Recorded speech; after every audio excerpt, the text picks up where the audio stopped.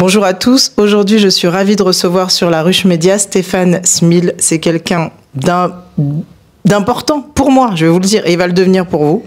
C'est quelqu'un qui connaît très bien le Maroc.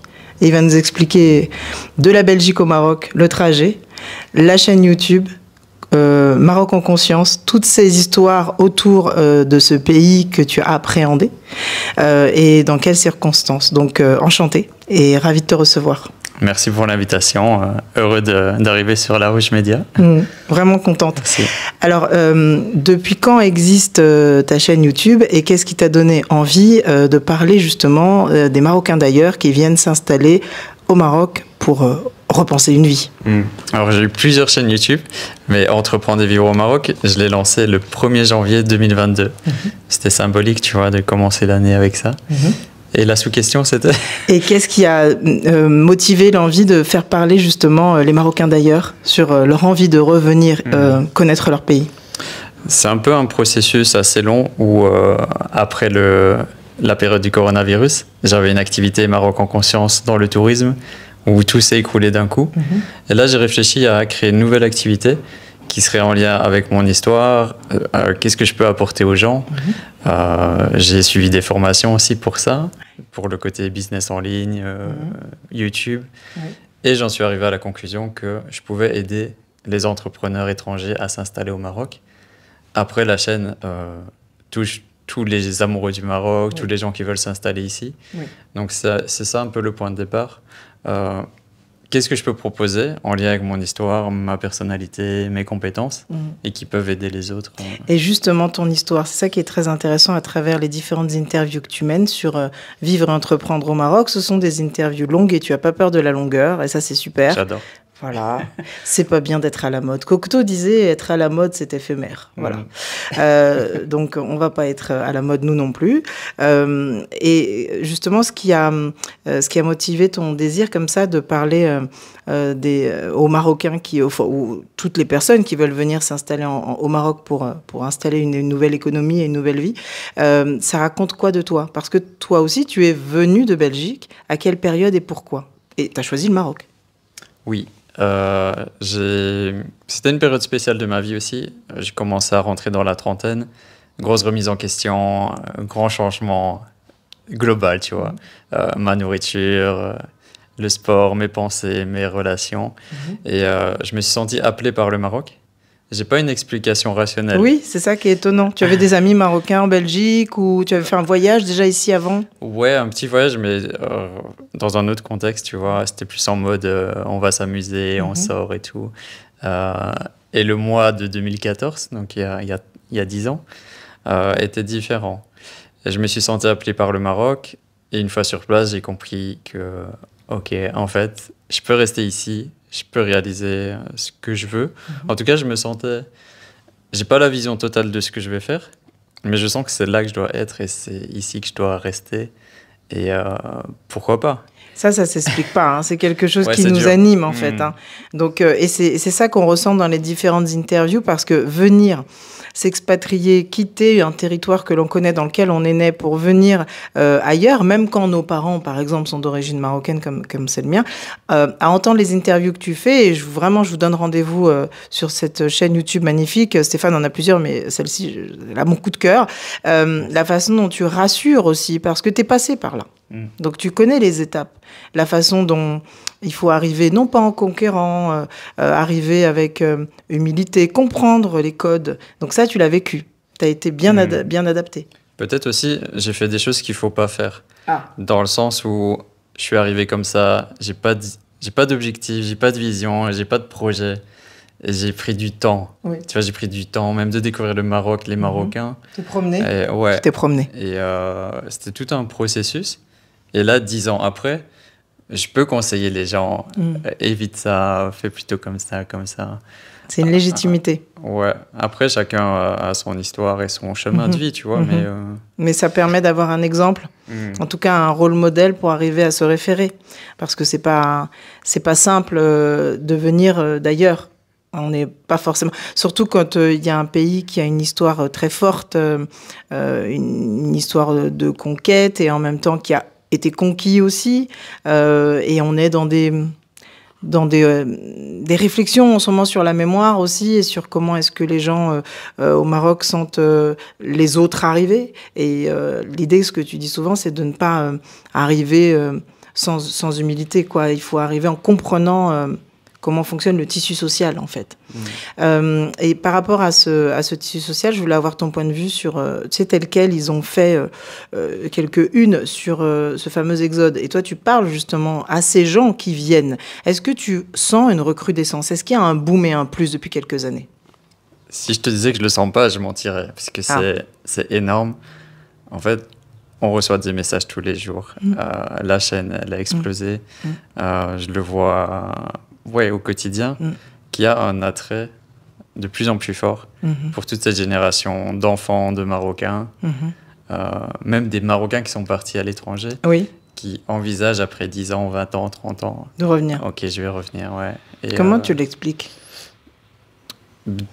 Peut-être là-bas, c'est...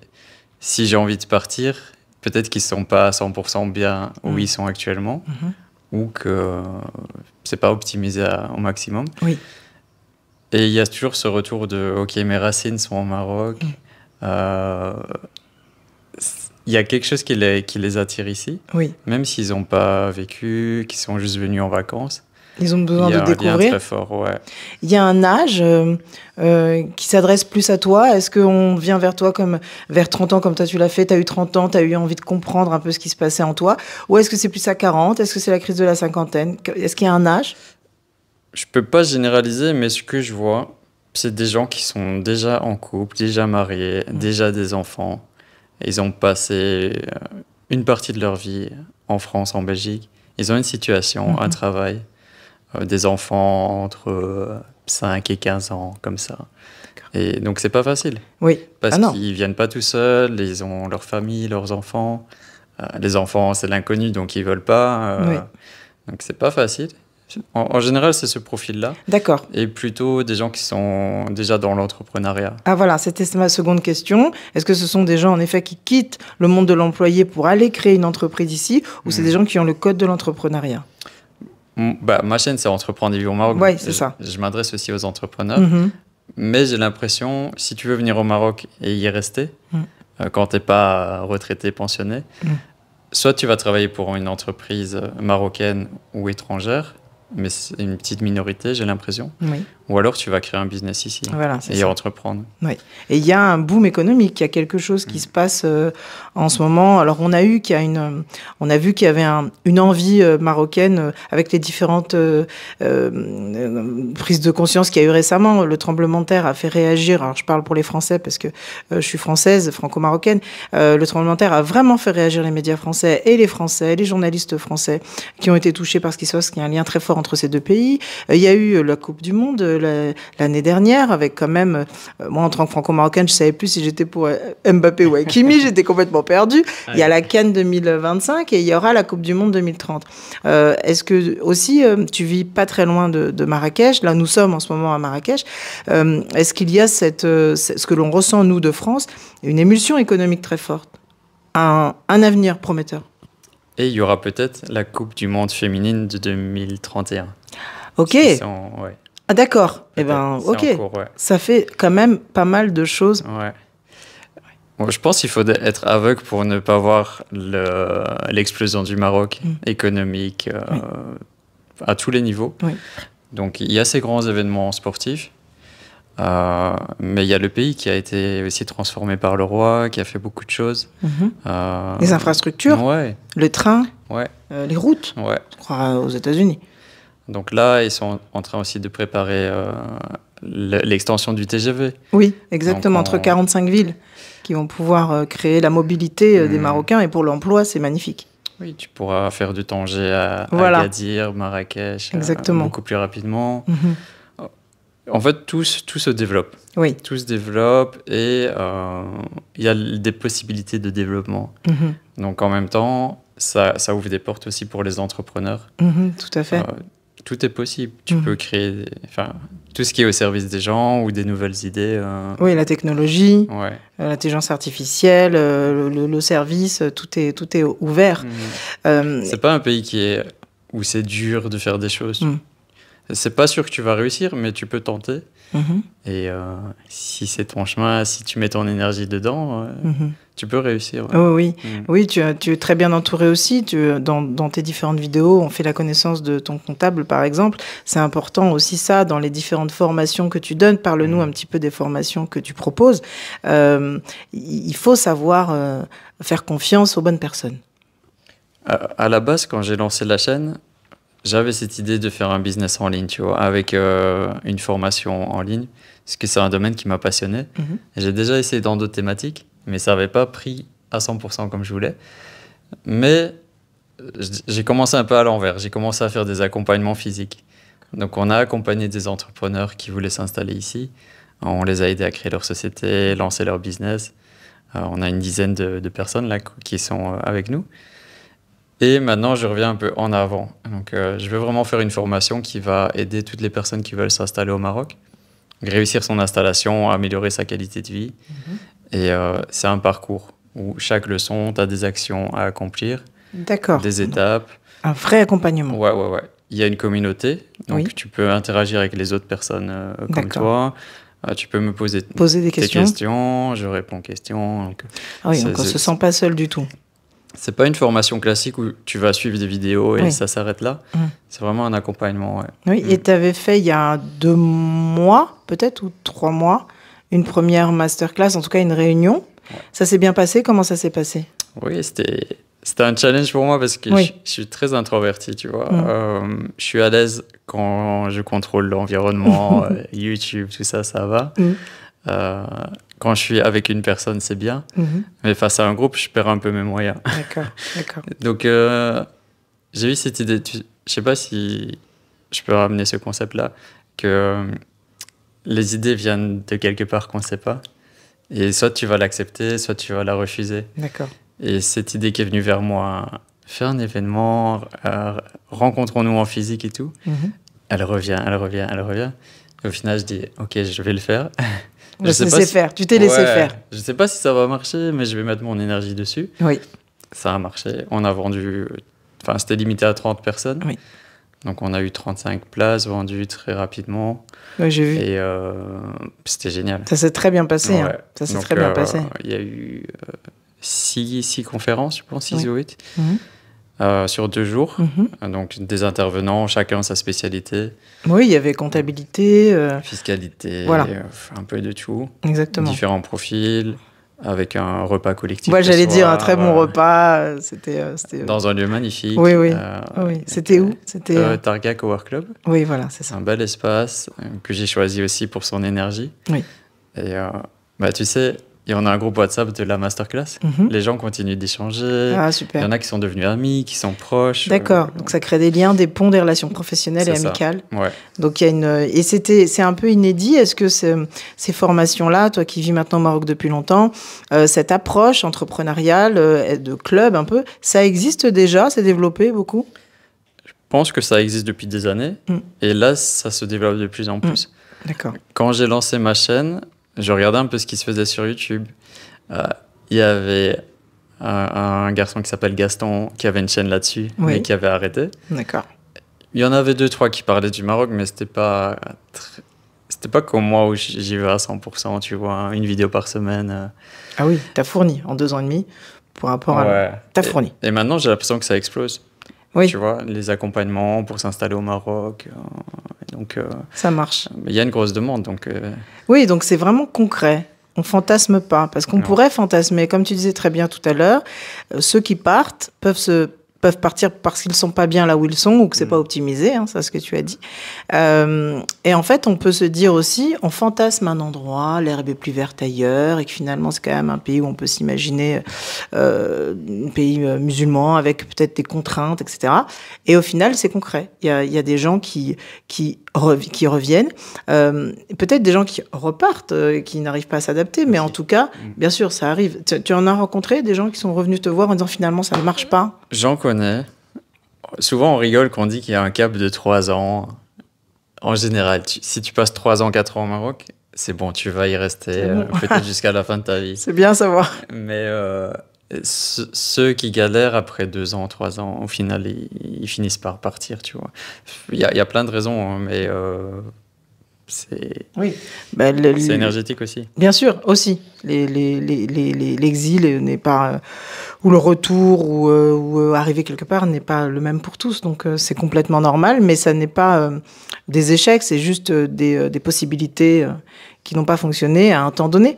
Toi, quand tu es venu, tu es venu en plus sans proposition, sans idée. Et au bout de combien de temps tu t'es dit, bon, quoi qu'il arrive, de toute façon, c'est ici que je dois être. Tu m'as dit immédiatement tout à l'heure, mais quand ça s'est vraiment confirmé dans ton esprit, 5 ans, 3 ans? Donc, je suis arrivé au mois d'août 2014. Et 2014, 2015, 2016, j'ai fait le tour du Maroc dans différents projets. Et on va dire que mi-2016, ça s'est confirmé. Ok, j'ai un projet que je vais appeler Maroc en conscience et que j'ai commencé. Donc, Maroc en conscience, je t'explique? Oui, je veux bien Maroc en conscience. J'adore le nom déjà. Merci. Donc, l'idée, c'est de partir avec un petit groupe de personnes dans le désert, donc dans le sud-est du Maroc, la région de Mahamid, donc le Sahara marocain. Et pendant 5 jours, on marche dans le désert. Pas de téléphone, on est coupé de tout. Expérience. C'est une vraie expérience. Et expérience, connexion avec le Maroc, connexion avec le désert, connexion avec mon équipe, avec les participants, reconnexion à soi-même. Certains ont eu des révélations, des ouvertures. Il y en a qui reviennent chaque année. C'est dur de le décrire avec des mots. Mais... Comme un pèlerinage, comme une retraite. Voilà, c'est une retraite. Moi, j'appelle ça retraite spirituelle. Bon, certains ne comprennent pas le mot spirituel, mais c'est pas forcément religieux. Non, justement, ça l'est pas. Justement. Spiritualité, c'est être en son âme et conscience. Voilà. Tu prends du temps pour toi. Regarde comme nos vies vont vite, comme on s'arrête jamais. Même faire une pause d'1 heure, on le fait pas. Donc imagine, tu prends 1 semaine rien que pour toi. C'est extraordinaire. Ça fait du bien. Bah oui. Et moi, à la base, je voulais partager le Maroc qui m'avait touché. Je voulais montrer... Ton Maroc. Ouais. Au début, on allait chez les familles. On va dormir chez les familles. On mange chez les familles. Je leur montrais vraiment mes familles de cœur. Oui, je comprends. Maintenant, j'ai des groupes de 10. C'est plus compliqué de dormir chez des familles, tu vois. Mais on passe chez eux, on va manger, on partage, on voit les enfants. Ah oui, d'accord. Et ça, t'en fais une par an? Non. Plusieurs? Ouais. Plusieurs par an? Donc le désert, c'est un peu compliqué. Parce qu'il y a 5-6 mois où c'est trop chaud. Bien sûr. Donc j'en fais 4, 5. D'accord. Dont une spéciale entrepreneur aussi. Oui. Oui, du coup, ça crée des liens tu peux faire dans un autre cadre. Ouais. C'est génial. Ah oui. Tu mets 10 entrepreneurs dans le désert, c'est génial. Ça explose sans téléphone pendant 1 semaine. Justement. Ah, c'est pas évident. Ouais. Ah oui, là, c'est... Quand t'arrêtes d'être... Enfin, dès que tu t'ennuies, tu vas sur ton téléphone. Bah oui. Alors là, dans le désert, tu vas t'ennuyer à un moment. Bah oui. Mais le fait que tu n'as aucune distraction, tu vas être ouvert à d'autres choses. Oui, c'est ça. Et les idées, comme on disait tout à l'heure, elles arrivent toutes seules. Et voilà. Ça, c'est très intéressant quand on est créateur, bien sûr. Et d'arriver à sortir de la course effrénée. Bien sûr, complètement. Et aussi, tu es plus ouvert à discuter avec les autres. Complètement. Et ça se fait naturellement. Oui. Tu peux discuter pendant des heures ou rester en silence. Oui, c'est ça. Écouter le bruit du silence et ne pas avoir le sentiment de perdre son temps si on accorde 10 minutes à quelqu'un. Voilà, c'est exactement ça. Donc c'est pour ça que ça s'appelle Maroc en conscience. C'est prendre conscience de soi à travers le Maroc, à travers des expériences inédites. Voyager en conscience. Je dis souvent, je suis le contraire d'une agence touristique, une agence de voyage. Je suis à l'opposé de ce qu'ils font. Mais oui. Et tu connais bien ce secteur. Moi, j'ai créé mon propre circuit où on va chez des gens que je connais, et que des lieux que je connais, qui ne sont pas dans le tourisme de masse. Oui, exactement. En fait, c'est le voyage. Ce n'est pas du tourisme. Voilà, c'est la différence entre les deux. Donc, il y a plusieurs activités, du coup, à ton actif et tu continues. Comment tu vois tes 5 prochaines années dans la construction, le développement de ce pays et toi qui vas aller avec cet accompagnement? Maroc en conscience, souvent je me dis, je vais arrêter. Et quand je suis dans le voyage avec les voyageurs, je me dis c'est impossible. Parce que quand les gens te partagent ce qu'ils ressentent, ce qu'ils vivent, c'est là que je réalise que c'est puissant. Bah oui. Et là, je pense plutôt à déléguer certains voyages avec un frère spirituel que j'ai rencontré qui va s'en occuper. Donc, je vais en faire 1 ou 2 et lui va faire les autres. Donc, ça me permet ce temps-là de faire d'autres choses. Oui. Ma vision, pour le court terme, c'est vraiment la formation en ligne, donc les accompagnements. Je suis plus à l'aise d'accompagner en ligne qu'en physique. Et après, j'ai plein de rêves et de visions, mais je me vois dans un grand espace avec les chiens, la nature. Oui, t'es un amoureux de la nature, bien sûr. J'aime beaucoup le calme. Ah oui, t'aimes ça. Ouais. Des retraites, la spiritualité, tout ça, c'est quelque chose qui te parle beaucoup. C'est aussi pour ça qu'à 30 ans, quand tu es arrivé ici, tu as connecté très vite parce que l'environnement est propice à ta personnalité profonde. Et surtout la région où je suis allé, donc le sud-est. Oui. Il y a vraiment une énergie spéciale. Et le fait que c'est à côté du désert, je sens que c'est... Enfin, tout le Maroc est spirituel, mais là-bas, j'ai vraiment été très touché. Et il y a d'autres personnes comme moi, même des étrangers, tu vois, qui n'ont aucun lien avec le Maroc. Ils ont senti quelque chose. Et ils restent 10 ans, 20 ans, 30 ans, toute leur vie. D'accord. Et Marrakech, on t'habite pas très loin de Marrakech, ça reste spirituel malgré l'image, le fait qu'on peut en avoir. Marrakech, c'est compliqué. C'est compliqué, hein. C'est compliqué. Ça fait 1 semaine que je suis là, je trouve que l'énergie est dingue. Oui. Moi, je connais pas le monde de la nuit. Donc, je sais pas ce qui se passe. Enfin, j'ai des idées. Oui. Mais c'est un monde je pense que tu te trompes pas beaucoup. Et le truc, c'est que je me sens pas bien dans les villes. Peu importe la ville. J'ai besoin d'être à la campagne, à la nature. Donc oui, je suis proche de Marrakech parce que c'est pratique pour le travail ou quand j'ai besoin d'un truc que je trouve pas au village. Mais je viens 1 fois par semaine, ça me suffit. Ouais, très bien, je comprends très bien. Oui, mais voilà, moi j'avais un coup de cœur pour Tanger, Rabat aussi, mais je comprends très bien ce que tu ressens par rapport à Marrakech. Je pense migrer vers Rabat aussi. Oui. Ou vers le nord du Maroc. Oui. Tanger, ça, tu connais. Ouais. Voilà. Ça je pense que ça te plairait fortement. C'est en train d'être complètement en dehors du temps. Et pourtant, cette ville est marquée par le temps et son histoire dingue. Et l'idée d'être au confluent comme ça, on voit la trace la trace de son histoire en permanence, la culture, la peinture, l'Espagne aussi, toutes les invasions qu'il y a pu y avoir. Donc, je pense que tu serais très, très bien à Tanger aussi. Ouais. Et le climat, c'est autre chose que Marrakech. Ouais, exactement. Je suis très contente de cette conversation avec toi. Moi aussi, merci. Vraiment, je vous propose à tous d'aller sur les différentes chaînes YouTube de Stéphane, mais surtout, moi, mon coup de cœur, c'est vivre et entreprendre, Maroc en conscience, pour pouvoir voyager loin de la technologie téléphonique et compagnie et se retrouver, voilà. Bon, merci beaucoup pour cet entretien. À très vite. Merci beaucoup. Merci.